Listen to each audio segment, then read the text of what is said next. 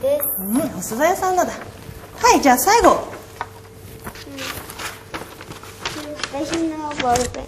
じゃあ先生が聞きます。そのボールペンは誰のですか？私のです。ホンゴルゾルさんのでした。はい、皆さんよくできました。今日のまとめ。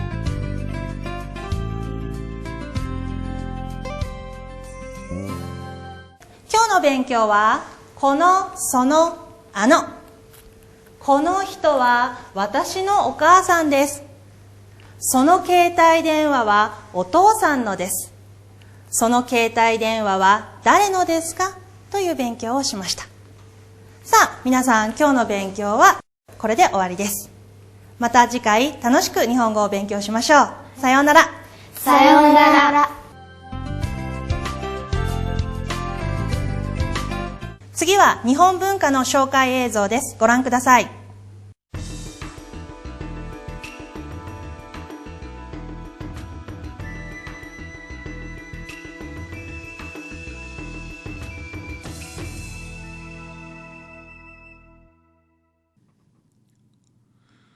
Хүний амьдралын салшгүй хэрэгцээ болсон гар утас.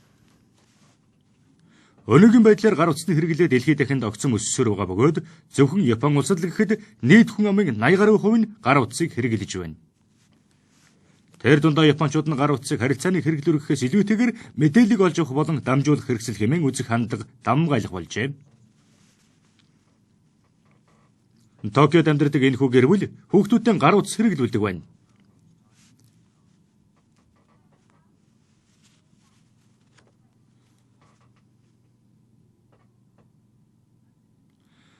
Аюулгүй байдлыг бодож хүүхдийн гар утастай болгосон.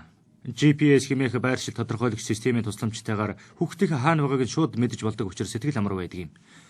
Хэмэл дагуулаас гар утасны долгионыг ашиглан тухайн хүний байгаа газрыг тодорхойлж болдог GPS систем нь хүүхдөгчдийн аюулгүй байдлыг хангах үүднээс хэрэглэгчдийн таашаал ихэд нийцэж байна.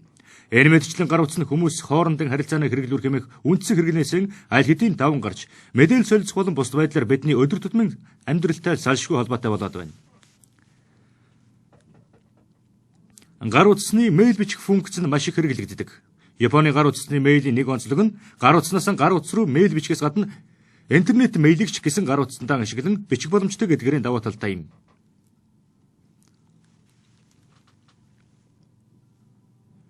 Гар утасны бас нэг ашиг тустай хэрэглээ нь гар утаснаас шууд харж болох вебсайтууд юм.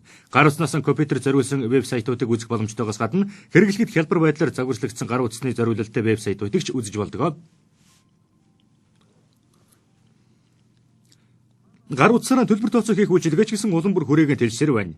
Худалдаа үйлчилгээний газрууд автомат худалдааны машинаас авсан зүйлийн төлбөрийг утсаар хийх зэрэг гар утасны бус үйлчилгээнүүд эрчимтэйгээр хөгжсөөр байна.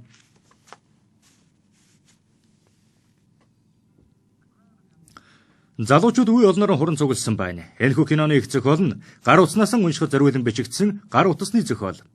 20 хүртэлх насны охтууд зонхилсон олон хэрэглэгчдийг игнэндээ нэгтгэж чадсан гар утаснаас уншиж үзэж болох ном, зохиол, кино, DVD зэрэг нь нийгмийн хэрэгцээг нь даган төрөн гарсаар байна.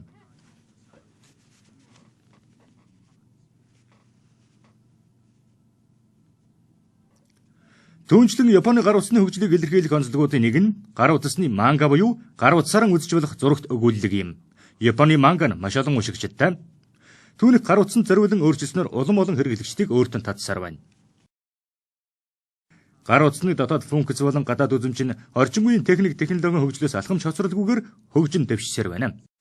Орчин үеийн дэвшилтэд технологиг ашигласан шинэлэг гар утсыг сонирхдаг үйлчлүүлэгч олон байдаг ч нөгөө талаар гар утасны дотоод функц нь хангалттай гэж үздэгч загвар, хэлбэр, өнгө, өнийн хувьд хэрэглэгчид өөрсдийн сонирхлоос шалтгаалan өөр зүйлийг хүсэмжилсээр байна. 2007 онд Нью-Йорк хотын орчин үеийн урлагийн музейд зохион байгуулагдсан үзэсгэлэнгээс Японы гар утасны загвар анх удаан өндөр үнэлгээ авсан байна.